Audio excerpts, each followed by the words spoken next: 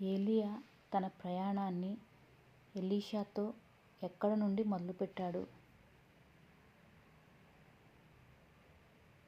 గిల్గాలు. సుడిగాలితో ఆకాశానికి కొనుపోబడిన ప్రవక్త ఎవరు?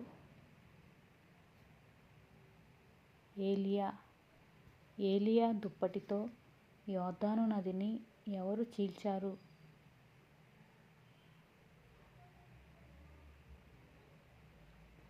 ఎలీషా.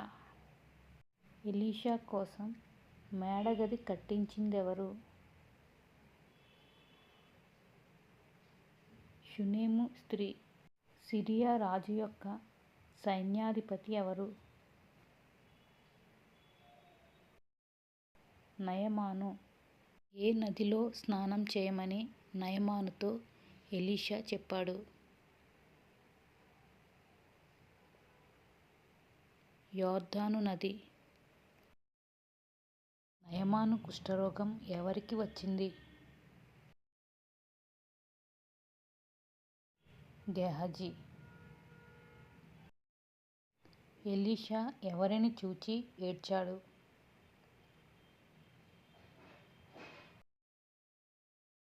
హజాయేలు.